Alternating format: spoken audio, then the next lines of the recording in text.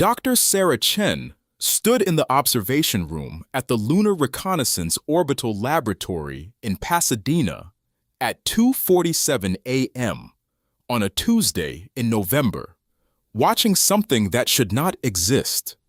On the screen in front of her, fed by real-time data from 3 separate lunar satellites, a shadow was moving across the surface of the moon. Not the shadow of Earth, not the Terminator line between day and night. Something else. Something that did not match any model in the database. She had been a selenographer, a scientist who maps the moon, for 19 years. She had charted every crater larger than 6 meters, tracked every boulder movement, documented every variance in surface albedo across 14.6 million square kilometers of lunar regolith.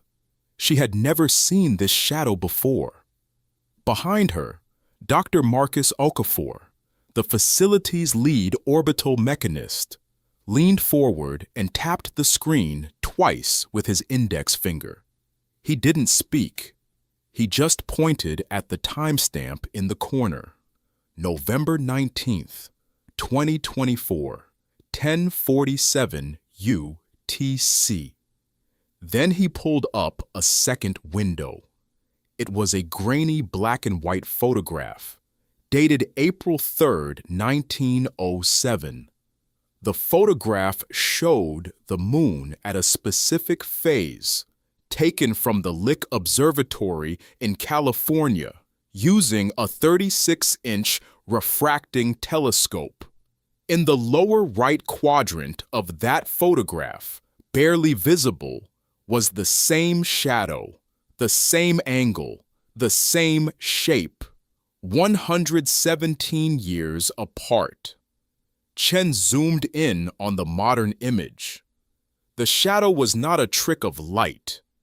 It was a real absence of reflected sunlight, caused by the moon's position relative to the sun and Earth, in a configuration so rare that the last person who observed it died in 1954. Here is what you need to understand. Next week, the moon will reach a point in its orbit that has not occurred in the lifetime of anyone currently alive. It is not an eclipse. It is not a supermoon, or a blood moon, or any of the phenomena that make headlines every few months.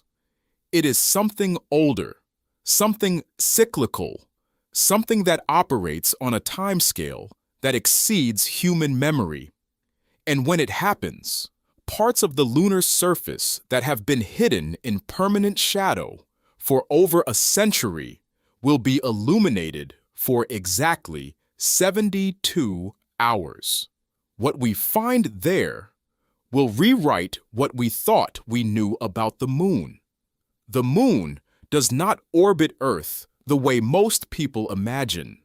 If you picture the moon's path as a simple circle around our planet, you are picturing a simplification taught in elementary school. The reality is far stranger.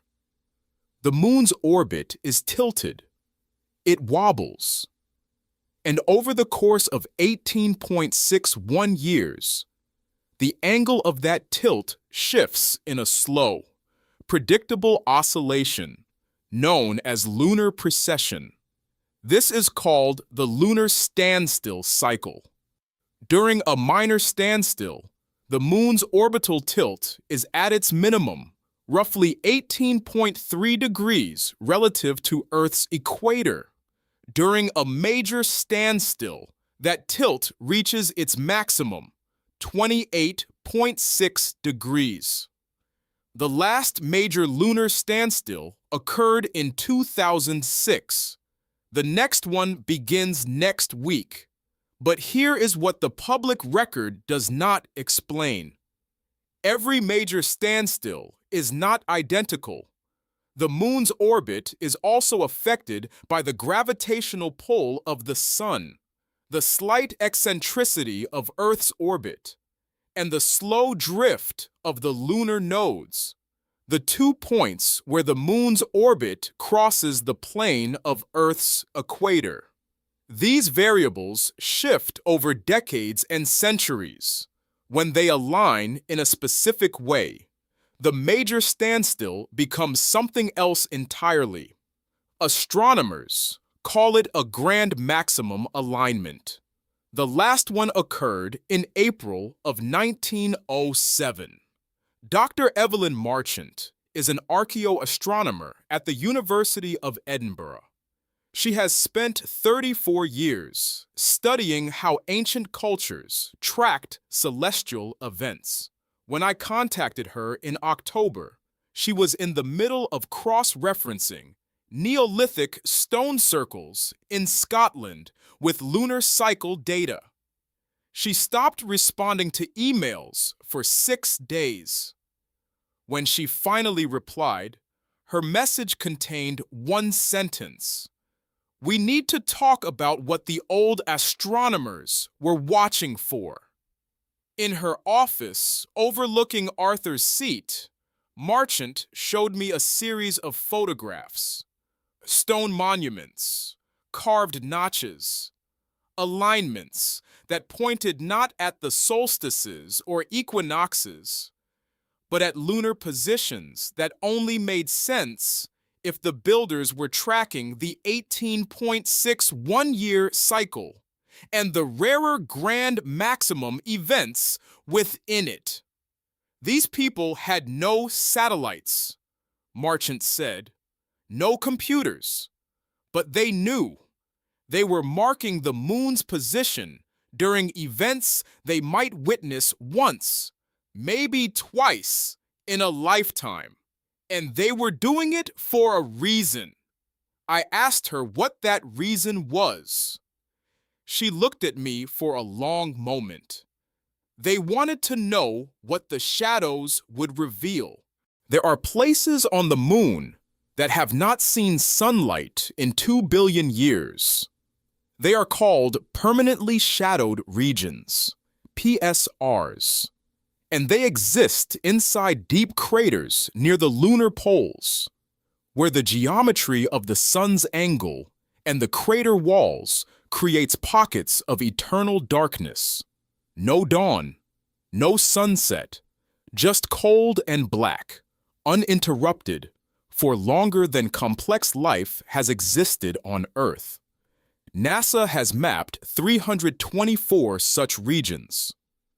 The largest is Shackleton Crater, located at the moon's south pole.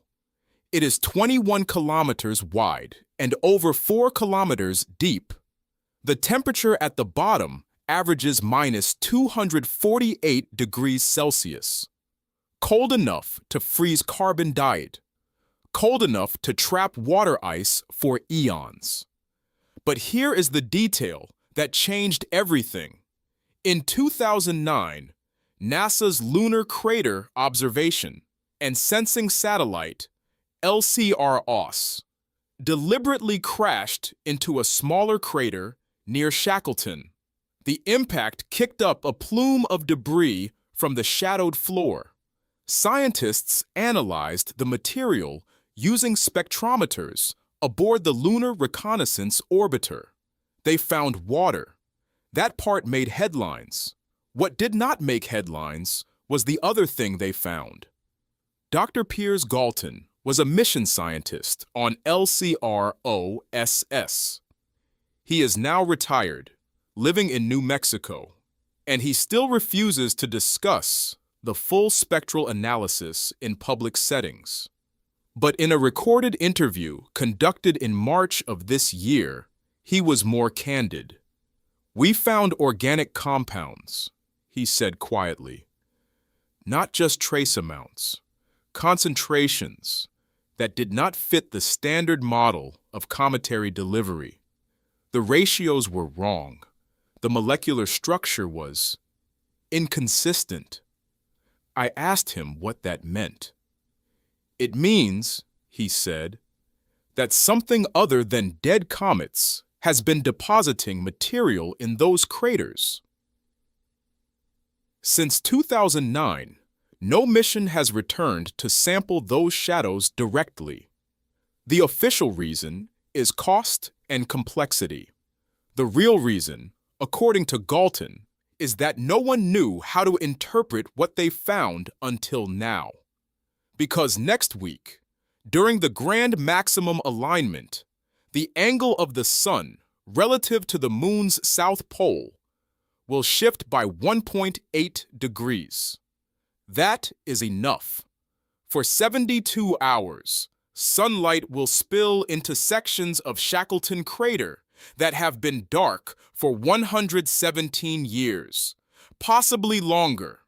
And for the first time since 1907, we will be able to see what is down there. The photographs from April 1907 are stored in the archives of the Lick Observatory, the Royal Astronomical Society, and the Paris Observatory. There are 11 images in total, all taken during a 6-day window when the Moon reached its grand maximum alignment. Most of them show nothing unusual. Craters, Maria, the same features visible in any lunar photograph. But 3 of the images, taken on April 3rd, 4th, and 5th, show something different. In the region near the South Pole, where Shackleton crater is located, there is a faint reflective glint. It appears in the same position in all 3 photographs, then vanishes. Contemporary astronomers dismissed it as a lens flare or a defect in the photographic plates. One paper, published in the monthly notices of the Royal Astronomical Society in 1908, briefly mentioned transient albedo anomaly, origin uncertain. Then the anomaly disappeared. The Moon's alignment shifted. The shadows returned. And no one thought about it again for over a century. Dr. Chen, the selenographer from the opening of this story, came across those photographs by accident in 2019. She was researching historical lunar maps for a topography project and found the 1907 images in a digitized archive. She noticed the glint. She cross-referenced the location with modern maps. It matched the western rim of Shackleton crater. She ran the numbers. She calculated when the next grand maximum alignment would occur. The answer was November 2024. She submitted a formal request to the Lunar Reconnaissance Orbiter team to retask the satellite's cameras during the alignment window. The request was approved in 2022. No public announcement was made. We didn't want to overpromise, Chen told me in October. We weren't even sure the glint would reappear. For all we knew, it was a 19th century artifact. But privately, she had another concern. What if it wasn't an artifact, she said. What if it was real and we were about to see it again? On November 9th, 2024, NASA repositioned the Lunar Reconnaissance Orbiter. The maneuver was not announced. It did not appear in any press release. The orbital adjustment was listed in an internal flight dynamics report as a routine debris avoidance burn. But the new orbit placed LRO in a polar trajectory optimized for high-resolution imaging of the Moon's south pole during a very specific time window, November 21st to 24th. That is next week. At the same time, the European Space Agency's lunar satellite, the Lunar Pathfinder Communications Relay, was repositioned into a complementary orbit.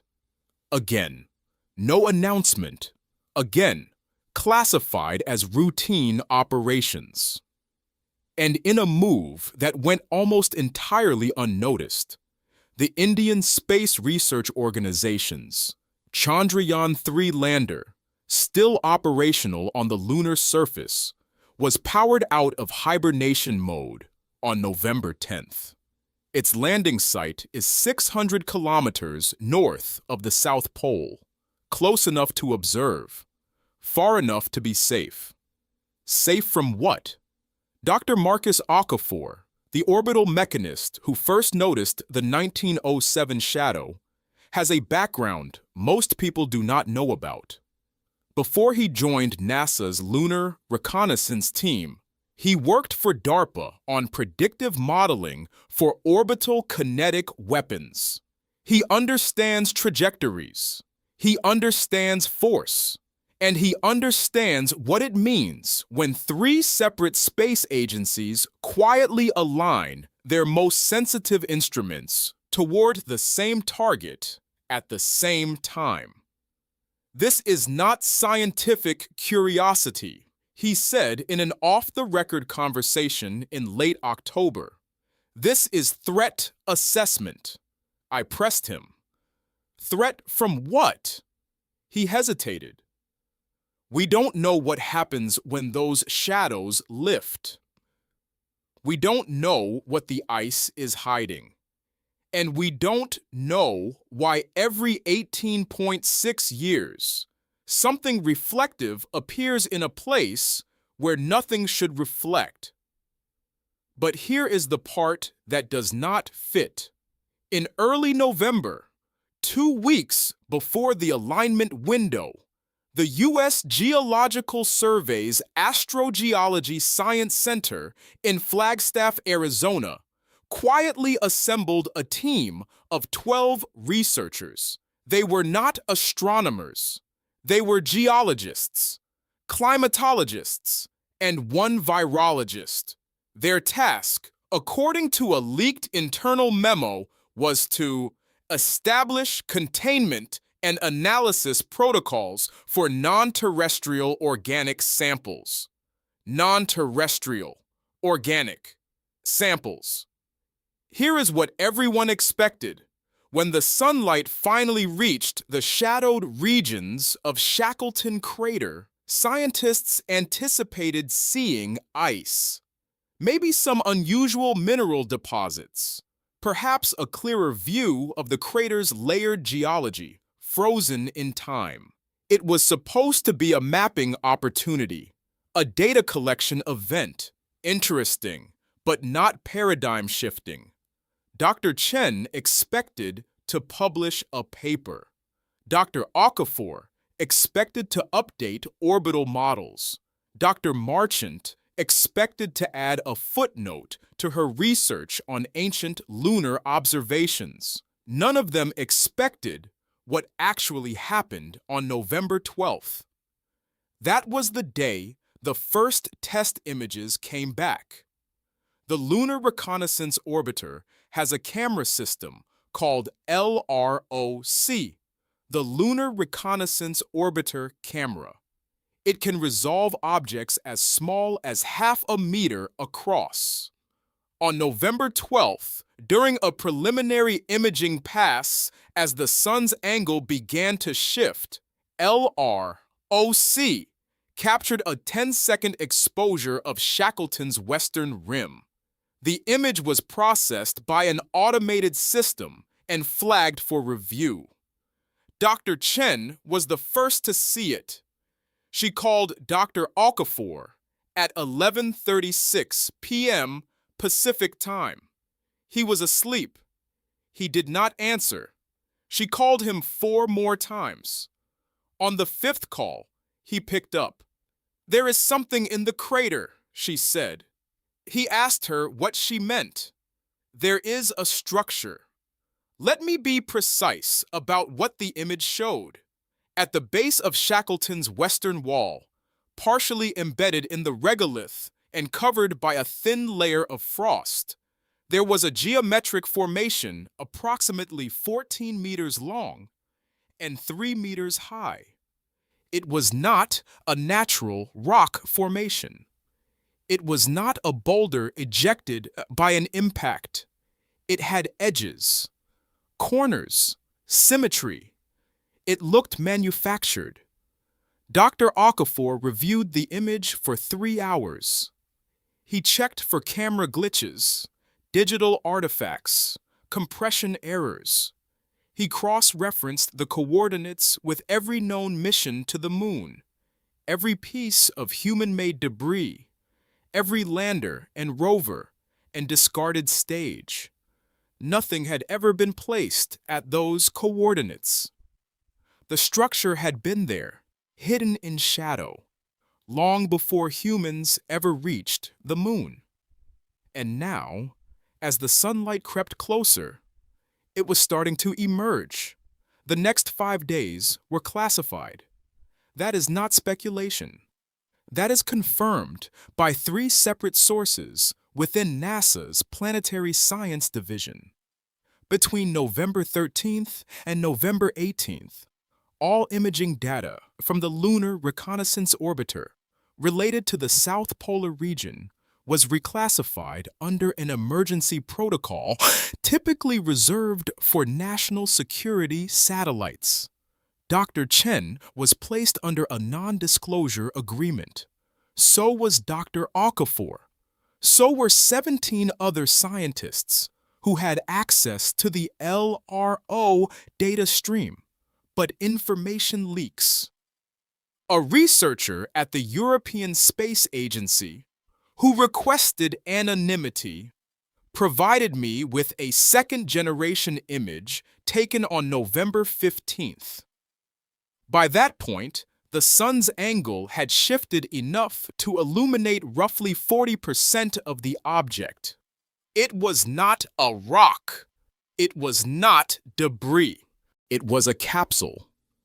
The surface was smooth, metallic, and covered in a pattern of radial grooves that did not match any known spacecraft design, past or present.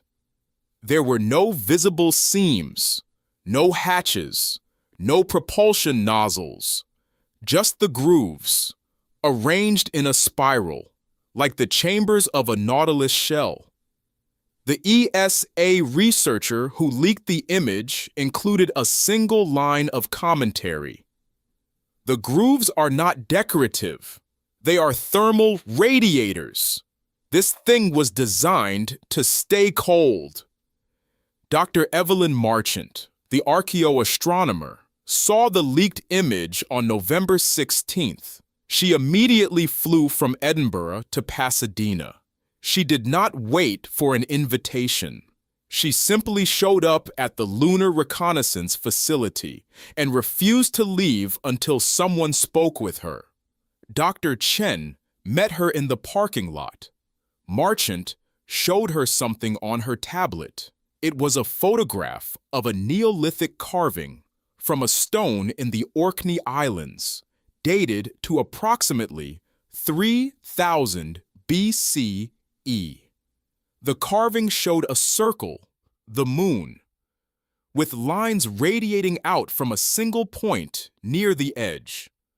A spiral. They saw it, Marchant said. 5,000 years ago, they saw it, and they carved it into stone so we would know. Dr. Chen, who had spent her entire career as a skeptic, as a scientist, who trusted data over speculation, stood in that parking lot and realized that everything she thought she understood about the moon was incomplete.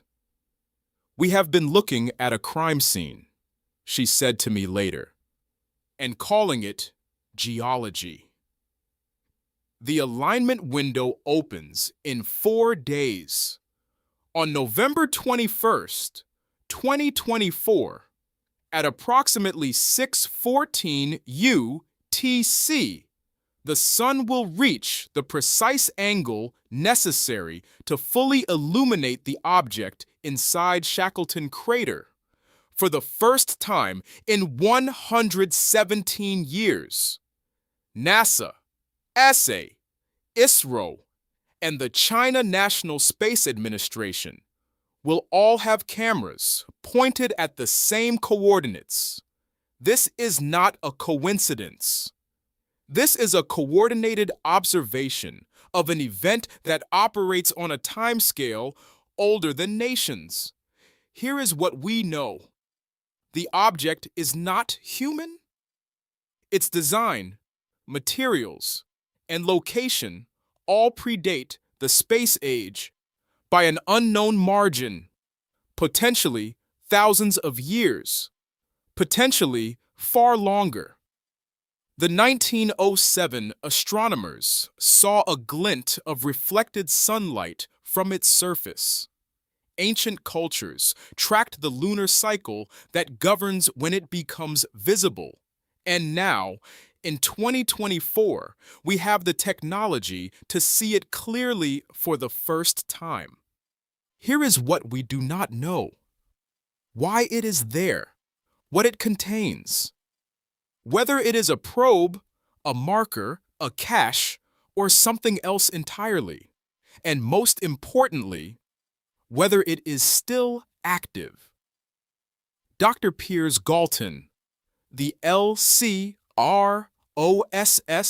mission scientist who found organic compounds in the lunar shadows, changed his position in late November. For 15 years, he maintained that the compounds were likely contaminants or natural deposits. But after seeing the leaked images, he issued a revised statement. "I no longer believe the organic material was incidental," he wrote. "I believe it was deliberate. I believe something was placed in that crater to preserve biological information in the coldest, most stable environment in the solar system, and I believe we are about to open it." The moon has been our closest companion for all of human history. We have watched it, mapped it, walked on it, and assumed we understood it. But we never asked the right question. We never asked what it was hiding in the dark. Next week, the shadows will lift, and for 72 hours, we will see what no one alive has ever seen. After that, the alignment will shift. The sunlight will retreat, and whatever is inside Shackleton Crater will return to darkness for another century. Unless we go down there first. The grand maximum alignment is not a myth. It is not a theory. It is happening. The images are real. The object is real. And in less than a week, space agencies around the world will be watching the same patch of lunar surface, waiting to see what emerges when the light finally reaches it. We are not in control of this timeline. The moon is. So here is my question for you. If an object has been sitting in shadow on the moon for thousands of years, waiting for a specific celestial alignment to reveal it, who put it there? And what did they want us to find? Leave your answer in the comments.